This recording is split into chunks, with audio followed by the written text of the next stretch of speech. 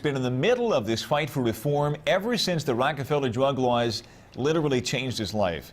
Anthony Papa is the author of 15 to Life, the title matching the sentence he received after what he says was a first-time drug offense.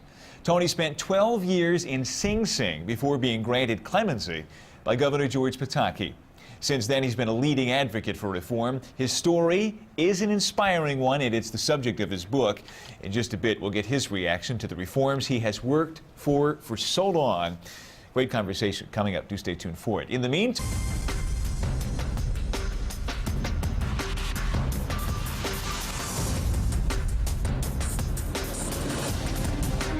and we welcome you back on this Friday night. Hope you're well as always, all across the state. Well, as we mentioned at the start of the program tonight, it's being described as the end of one of the country's most controversial laws.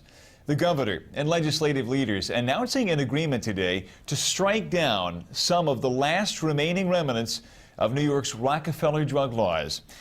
The deal eliminates tough mandatory minimum prison sentences for most nonviolent first and second-time drug offenders and gives judges more discretion to offer treatment rather than simply send them off to jail.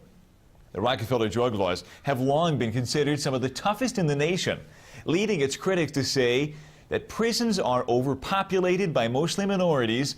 We're left with a drug problem that persists as law enforcement focuses on the wrong people, and a costly price tag for the taxpayer. Well, few people know that, as well as my first guest tonight. Anthony Papa spent 12 years behind bars after what he describes as a, quote, foolish mistake.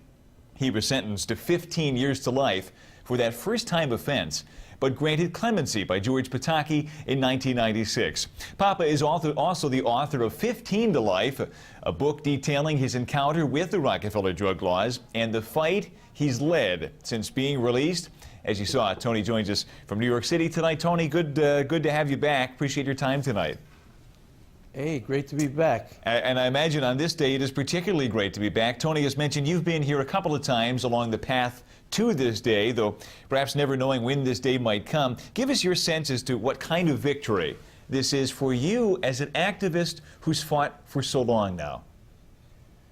Well, the word vindication comes to mind. I mean, I spent 12 years of a 15 to life sentence for a first-time nonviolent offense. For passing an envelope with 4.5 ounces of cocaine in 1984. I made the biggest mistake in my life, got involved with drug activity. For $500, I brought the package up from the Bronx, New York to Mount Vernon and walked into a police sting operation.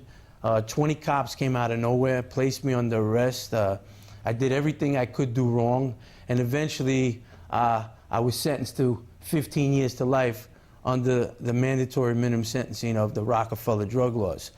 So I went to prison, Sing Sing prison in Austin, New York, where I spent a good number of years, most fruitful years of my life, because of my single mistake in 1984.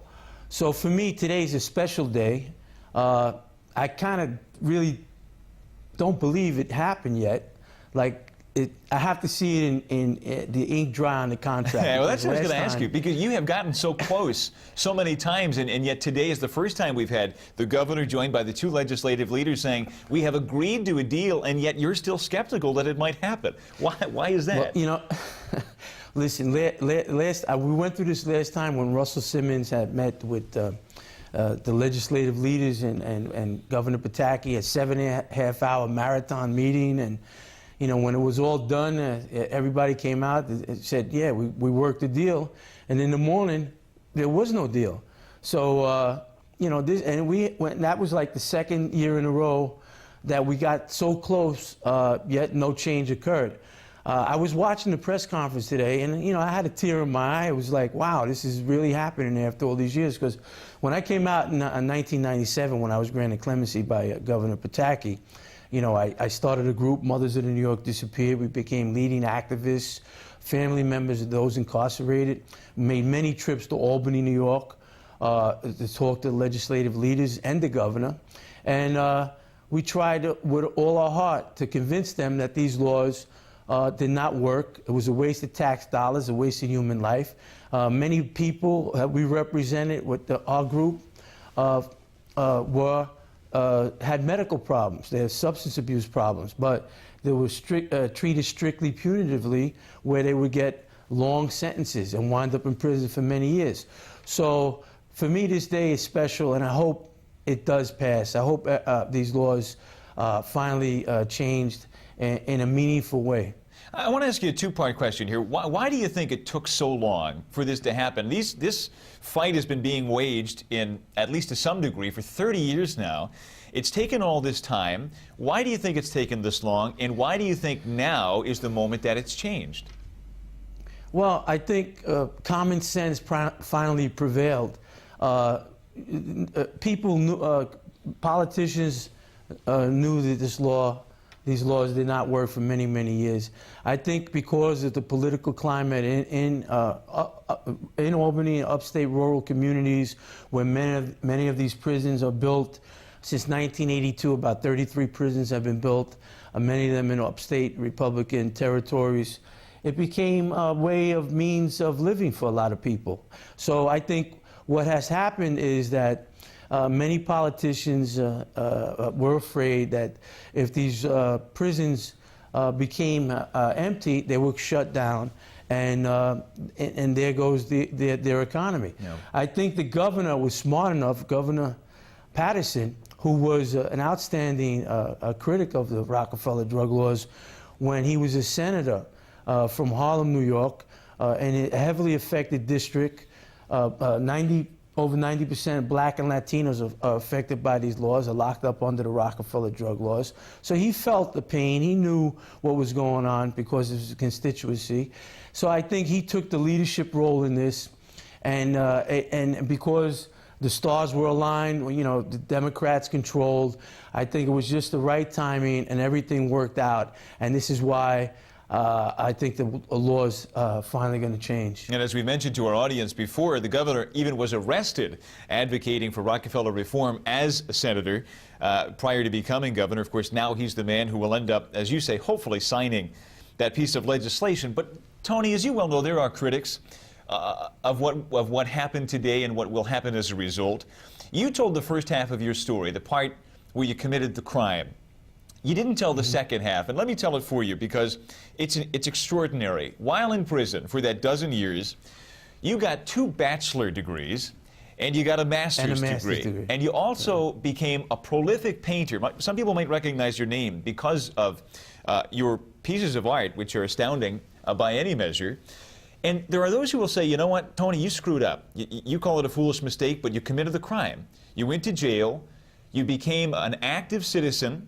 You got that degree, you furthered yourself in your education. That's exactly what's supposed to happen behind bars. So you call the laws unjustly harsh. Someone might look at that and say, well, you're a case study of why they work so well. Yeah, but I didn't need to be sentenced to 15 years to life to understand the mistake I made. It cost the taxpayers almost $600,000-700,000 to keep me in prison all those years, maybe more money than that. But it was a waste of tax dollars, a waste of human life. For myself, I committed a crime. Okay, maybe I should have did some time, but not a 15-year to life sentence. Mandatory minimum sentencing is a horrible way to go. Right now, under these new laws, most mandatory minimum sentencing disappears. Judges now have discretion. And what that means is that they could look at the totality of facts. In my case, the judge did not want to sentence me to 15 to life, but he had to because I chose to go to trial. It was a mandatory minimum sentencing. If I would have got the same kind of sentence today under these new laws, the judge could have saw my participation in the crime wasn't that great. I was not a drug dealer. I was an individual that brought an envelope up for $500, so my part was minimal. So he would have probably gave me less time or maybe even probation. And let's say if somebody has a substance abuse problem, the prisons are full with people with substance abuse problems. When I was in prison, I became a jailhouse attorney. I handled hundreds of cases. I never saw a kingpin in prison. Yeah. And most of them were low-level, nonviolent offenders, were stuck there because they had medical problems. They had substance abuse problems. So I think the trend now from dealing with these problems strictly punitive to One, that will deter these people to treatment is the way to go. Hey, it will Tony, save taxpayers a lot of money. I've just got seconds remaining, and I want to ask you, because of by virtue of what happened to you in prison, all those things that you accomplished, do you look at that dozen years of your life as lost, or do you look at them as something gained by virtue of what you did there? Well, I look at it as I took a bad situation and made it good. You know, I became an artist. I got a couple of degrees. I work for the Drug Policy Alliance now. I'm a communication specialist. I got a great job. Actually, my book is becoming a feature film. The option was bought, so I'm hoping to tell my story on the big screen. And I think I just made a bad situation good. And this gives a point to people that maybe you're suffering in life and things aren't that good. You always look for hope and for change and never give up. And that's what I did. I never gave up. And I'm thankful for today. No, indeed, you never gave up until today. And I don't believe for a moment that you're giving up just yet. Tony Papa, the book is called 15 to Life.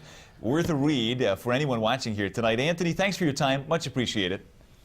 Thanks for having me on your show.